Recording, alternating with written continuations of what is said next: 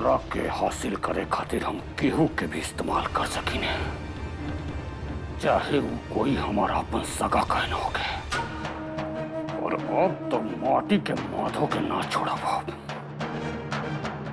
न तो फिर ओकरा चक्कर में चंदा रानी हमरा हाथ से निकल जाए। ओकरा के हम अब सजा दे। सरकार बेकार में बखेड़ा खड़ा हो जाए, जाए दे। चुप! तीनों तरह का चुप कर, बकर बकर बंद कर दे।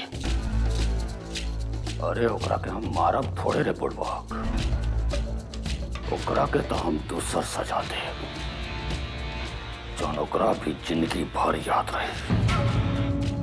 और सुन, जाके वो माटी के माधो से कह दे कि बिहाने निर्भय भैया ऑफिस में बोलौलन। जब काले हम माधव से बात करब तो तेजा से चुपचाप निकल जाइए। बुझाइल? जी।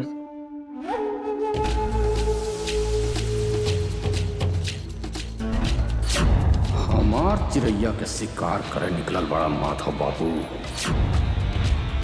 तहार तो खैर नहीं खे।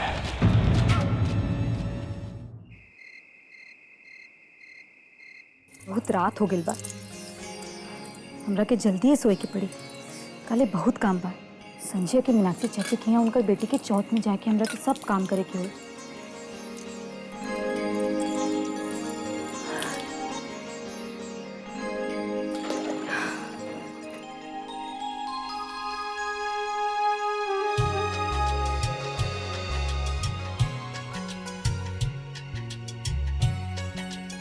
बचपने से खतरा से खेले के शौक रहे का? माने ई इतना रतिया के तू बाहर का करत बरू? हाँ, और वो कुइया पे अकेले लड़की बरू, कुछ हो जाता? अरे हमरा का दे तू, हम चले थी जा। ये सब तो माधव बाबू के कृपा बा। अरे वही जरा बारे में बताओ तो रही, एकदम भला मानुस आदमी बड़ा भाई। अरे जान तरह भाई, माधव बाबू बड़न उस सार गुंडा लोग कैसा धोबिया पछाड़ मरन के सब सरो चारों खारे चित। ऐसा आदमी तो भाई वो रामराज में पैदा होत रहल। कलजू में ऐसा आदमी देखले बड़ा जे दूसरा के जान बचाओ खातिर अपन जान खतरा में डाले।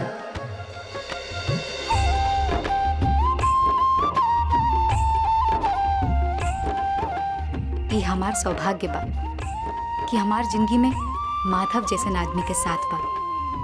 केहू के जिंदगी में ऐसा आदमी होखी तो ओकर जिंदगी तर जाए।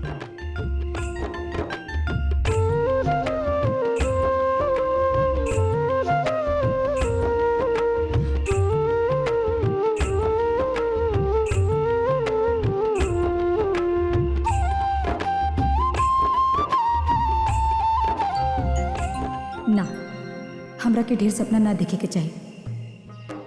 हमार घर गिरवी रखल बा, हमार बहन के पढ़ाई लिखाई बा। ऐसन में हम खाली अपना बारे में कैसे सोचब? हमरा के अपन बहन बाबूजी के बारे में भी सोचे के पड़ी, अपन गिरवी घर छुड़ाए के बारे में सोचे के पड़ी।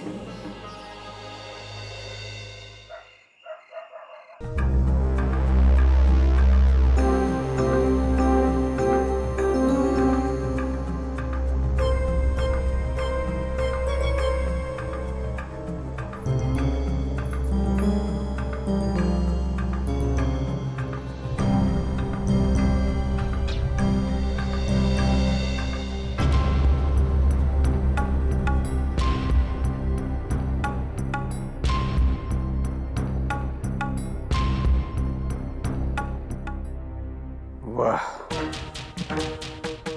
कितना दिन हो गई रहे तरह से गोड़ दबोले, मालिश करौले।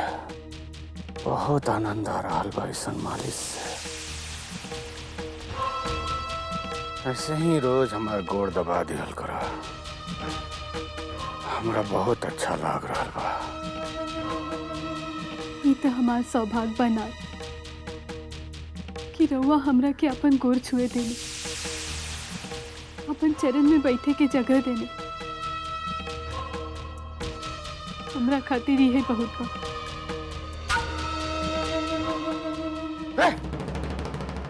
तेज का कर रहे, पता ना हम नींद में काका पकते नहीं हम। बाकी ते इजा का करता रे? जी हम तो रवा की गोद में मालिक। एक बार अब चल चल निकल जा निकल। पूरा खातिर हमरा जिंदगी में कोनो जगह नहीं है, याद रखल कर। और तोर हिम्मत कैसे बोले हमरा कमरा में घुसे करे? मना कर रन्नू, तोरा का 50 बार मना कर रन्नू। अपन औकात भूले गली का? औकात भूला गली अपन? अपन औकात हमेशा याद रखल कर। ये को बात अपना बेटा में हमेशा का घुसा ले। और तोरा हमार कोनो संबंध नहीं के बुझाई? चल निकल निकल हमारे पास अपना जरूरत हमारे पास नहीं रवा।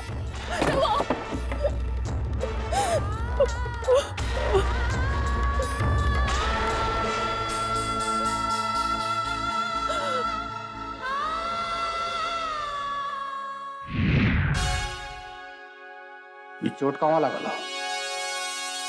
कहाँ आवारागर्दी करतला होतो? आवारागर्दी ना भैया, वो भैया चंदा बाड़ी नु।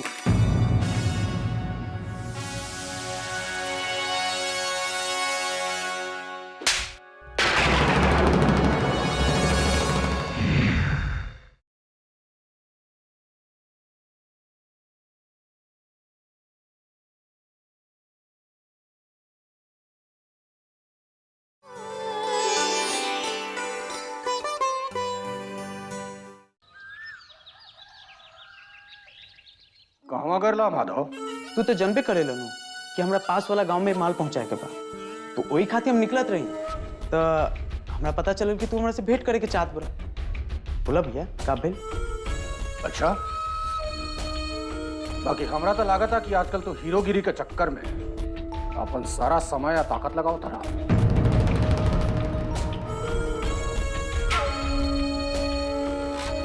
का बोला तर बड़का भैया? ये चोट कहाँ लागला? कहाँ आवारागर्दी करतला?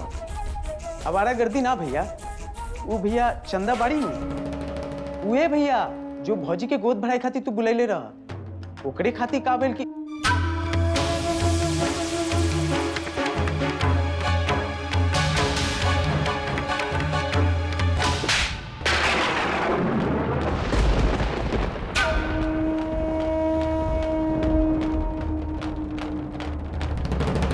हमरा बहुत अच्छा तरह मालूम बा कि तू कौना काम में अपना समय बर्बाद करता। अरे हमरा तो समझ में नहीं आओ कि कौना तरह के आदमी बढ़ गए। हाँ, यानी हम सारा अपन जरूरी काम के भाग दौड़ तोरा ऊपर सौंप देले बानी, आ ते एगो लड़की के पीछे भागता रही, ओकरा पीछे अपन समय बर्बाद करता रही। बड़का भैया चुप! तो अब तो इतना हिम्मत हो गई कि लड़कियां के चक्कर में अपना बड़ भाई के साथ जवान लड़ा उतरी। चल बता, एगो बात बता, तारा खाती तू कोई का लड़कियां चल रही भैया कि हम? अरे आखिर का चल रहा तू दुनिया के बीच में रहे? हाँ? जब जब तू कौड़ी का लड़की तोरा का बुलाओ किया तो मुंह उठा के भागल जाता रही। अब बिना अपना बड़ भाई से पूछ ले। एगो बात जान लो, तारा के आखिरी चेतावनी दे रहा बनी।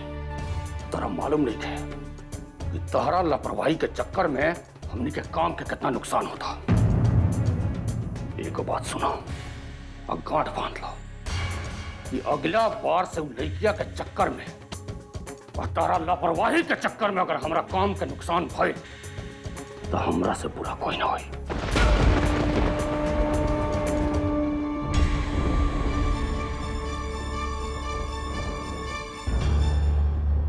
बड़का भैया हमरा से बहुत बड़का गलती हो, लेकिन तेरा वचन देते आज के बाद हम ऐसा कोई काम न कर जेकरा वजह से कारोबार पर नुकसान। भैया तारा कबो शिकायत का मौका ना दे, कबो। ना क्षमा कर दे भैया, क्षमा कर दे।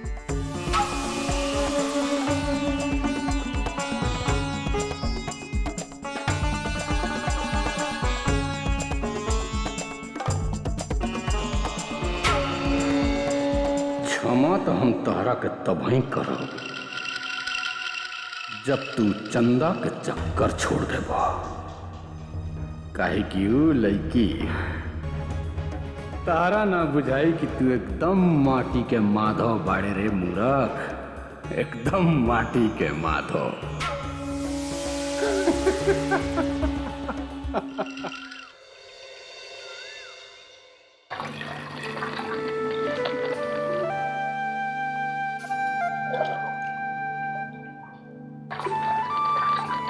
अरे बस बस बाबूजी, बोतल भर गई।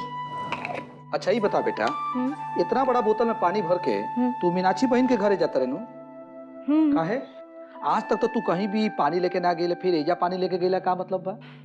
बाबूजी, हम मीनाक्षी चाची के बिटिया के चौथ में काम करे जात बानी। शायद उजा हमरा के अपन सहेली संगे गाना वाना गाए के पड़ी, और गाना गाए में गला सूख जाला। बस ओ वक्त अपन बगल में एगो पानी की बोतल होके किनू चाहिए, यही से ले जा रहल बानी। बड़ा समझदार हो गई भी हमार बेटी है। तहरे नु बेटी बानी हम, बस यही से। अच्छा बाबूजी, 1 बज गइल बा, तू खाना टाइम पे खा लिहा। हम जल्दी लौट के आब चौथ से, जाता नहीं। बेटा संभाल के, आराम से बेटा। हाँ हाँ बाबूजी।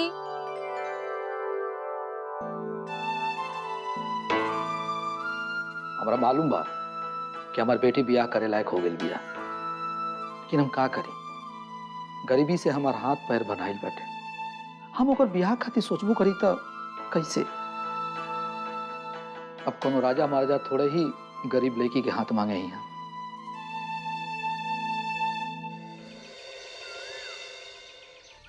आवा निर्भय, बैठा। देखा निर्भय, माधव हमरे लगे एगो लड़की के बात लेके आयल रहल। वो कहत रहल कि वो लड़की ओकरा के पसंद बा और वो ओकरा से ब्याह करे के चाहत बा।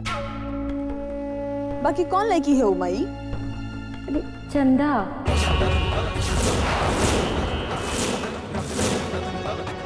उहे लड़की जौन गोद भराई में आयल रहल। का? चंदा? उस साला के माई, मतलब उस साला के इतना हिम्मत हो गई कि उस चंदा के साथ है? हमारा मतलब कि एक झोपड़पट्टी के लड़की के साथ है। ओकरा का दिन रात लड़की सुझतिया अब। उस ससुर के का दिन रात बिया है के चस्का लागल बा। अभी बताओ तो। अरे निर्भय, अपन दिमाग शांत रखा निर्भय। हम जानत रहनी कि तहनी के ऐसे ही झटका लगी जैसे हमरा के लागल रहे। कहा वो माधव वो गरीब झोपड़ी वाली लड़की से ब्याह करी? इस ससुरा माधव तो हमरा पीछे लाग गई बा। चंदा के बहन के बचा के ये गधा हमार सब अरमान पे पानी फेर देलस, और ये अब चंदा से ब्याह तक पहुंच गए। अरे छुटकऊ के ब्याह खातिर और ई हवेली खातिर हम लक्ष्मी खोज ले बानी। और ई लड़की और ई कोनो नहीं खे, उहे लड़की बा जेकरा के माधव पसंद कर ले बाड़न, चंदा।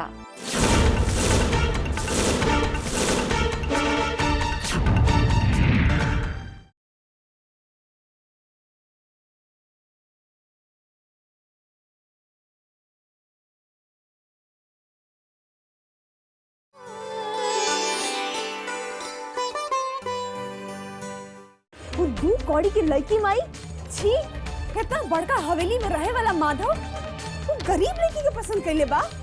वो रास्ता में रहे वाला लड़की के पसंद कैलस। हमनी के कहाँ इतना रुतबा और कहाँ वो गरीब गंवार मलिन लड़की। गधा के इतना हिम्मत चंदा के साथ ब्याह करी, अभी ओकर अकिल। निर्भय, अपन गुस्से पे काबू रखा। अभी कुछ करे का जरूरत नहीं के। माई, हमार बात माना तो सबसे पहले तो ये रिश्ता से इनकार कर, और बाद अपन दिमाग ध्यान एकदम एक जगह रख के अपना होखे वाला वारिस के बारे में गहराई से सोचा, जैसे हम सोचत पानी। इन्हें हमार भैया बिना वारिस के बाड़न और तू माधव के बारे में सोचत पानी।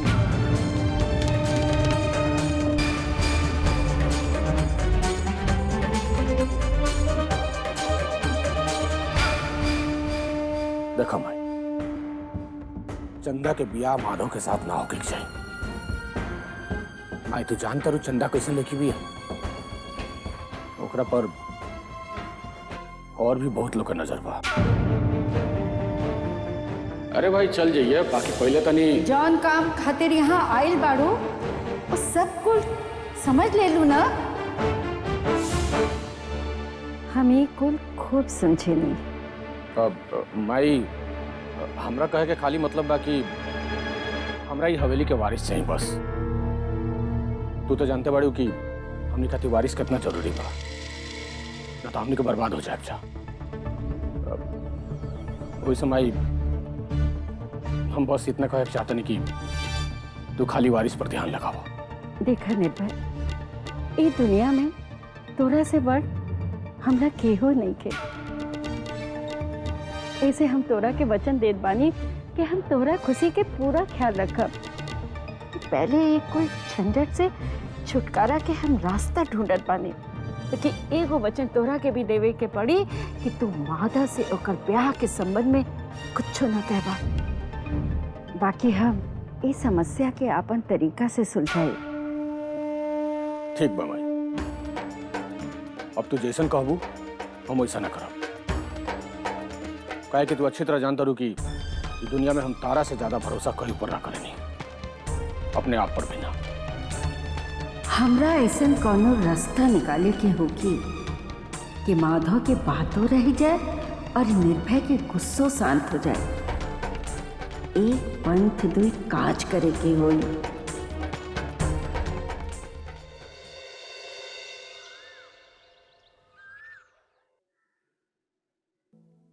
कहवा रह गई माधव?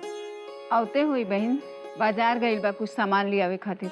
हम ओकरा से कहलिए कि तहरा के बड़की माई बुलौले बानी।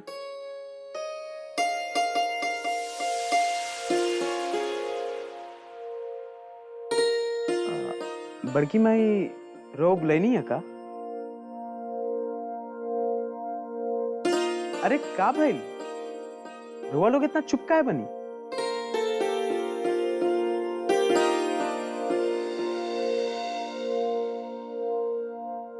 हम तो हर जिंदगी के बारे में एगो निर्णय ले ले बानी। ए निर्णय से खाली तोहार जिंदगी न बदली, बाकी ये हवेली के रंग रौनकों बदल जाए और ये हवेली के बाकी लोगन की भी जिंदगियों बदल जाए। बड़की माई रोवा का कहे के चाहती नहीं, हमरा कुछ बुझात नहीं के। हाँ बहन, हमरो ना समझ में आता तू का बोलत बाड़ू। देखा गायत्री बहन, अब वो समय आ गइल बा जब हम अपन दूसर पतोह ले आई।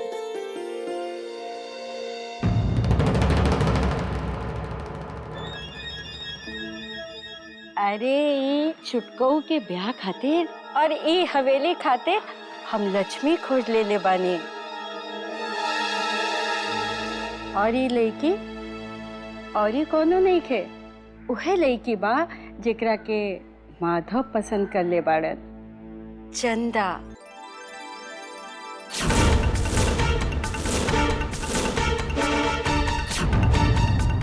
चंदा बनी ई हवेली के पतोह। सच्ची बड़की माई? हाँ हो। पता ना बड़की माई तारे ये एहसान के बदला हम कैसे चुकाएं। ए माई सुन लो बड़की माई क्या कर ली? हाँ हाँ सुनत बानी। अरे बबुआ, तोहार खुशी में हमार खुशी बा। तोहार चेहरे का मुस्कान देख के तो हमरा के संतोष मिलेला। हमरा ऑफिस जाए के बा।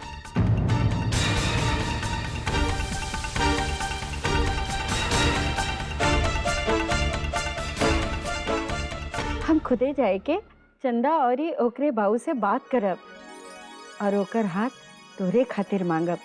ठीक भानु?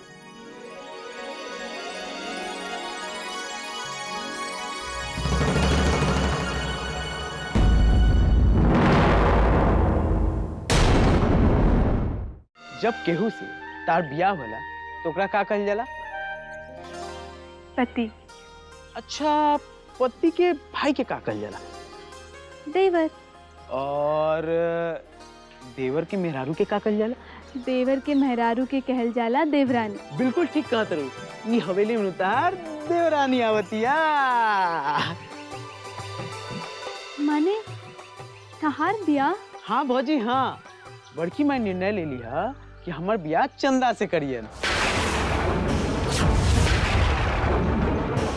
आज हम बहुत खुश हैं, बहुत खुश।